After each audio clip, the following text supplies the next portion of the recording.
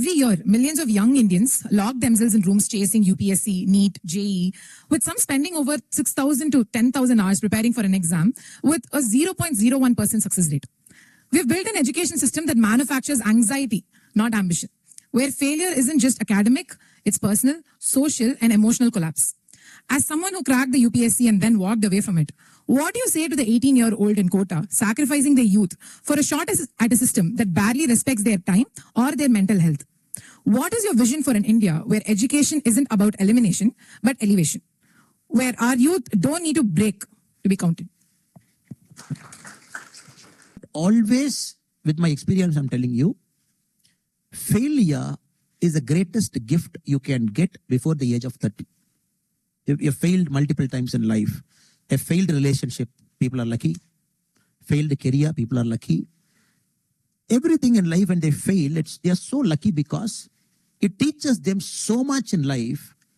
At 40 and 50, it will not teach you that much because you have a family, you have kids. It makes you so resilient. You have seen failure in the face. So it is some skill that is needed in life to succeed, not this educational skill that very soon we will understand. So that skill a college teaches you, being a person, meeting people, developing your soft skills. Convincing a person to say yes is the hardest thing in the world now because I have to convince everybody to give their vote to me, to my party. That's the hardest. Every person has got 10 reasons to reject you. You got to find that one reason for them to love you back. So I know how hard it is to convince one person for one vote. Likewise, that skills you build here. So let us not take our life too seriously. Let us chill a bit. Failures are happening, take it at face value. Resilient, understand why it is happening, move ahead. Madam, you have to understand, career is only one part. My boss, former boss in Karnataka, my DGP, Om Prakash sir, he got killed last week. My boy, he was DGP of the state, head of police force. 256 IPS officers report to him. He got killed. By whom? By his own wife. How? Slit his throat. Police arrested whom? Last week in Karnataka, Bangalore, they arrested his wife, accused number 1. Arrested his daughter, accused number 2. Why? A stupid property dispute. This is happening to whom? Not a person walking in the road. It is happening to a person with 36 years of service, the head of police force, once of Karnataka state. So what is life? So career is only one part. If you don't have a meaningful relationship with your husband or wife, then what is the purpose of life? Or meaningful relationship with your son or daughter? Or meaningful relationship with your colleagues? Meaningful relationship with people around you, with your relatives, with your mother, mother-in-law, father-in-law, father.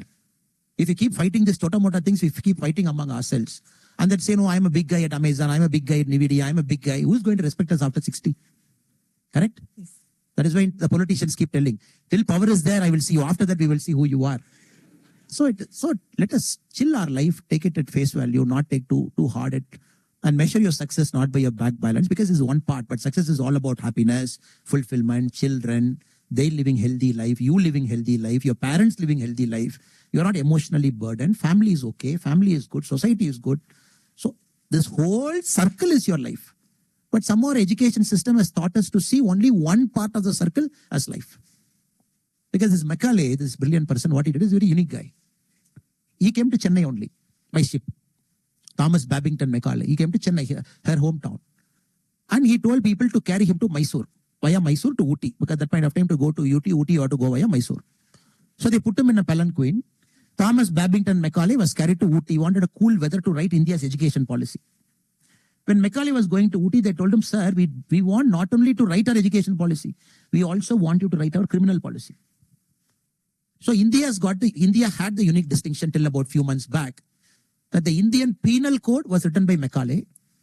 The Indian education policy was written by Macaulay. Both he did sitting at Ooty. So imagine a guy writing my education policy. Imagine a guy writing my criminal policy, same guy, which we had for 200 years. Just now we have changed the penal code, we have changed the criminal procedure code, evidence act we have changed. We have changed the education policy now. So, but unfortunately, education is everything. Marks is everything. Money is everything. Job is everything. Because of this culture, even in US, I'm very sorry to say,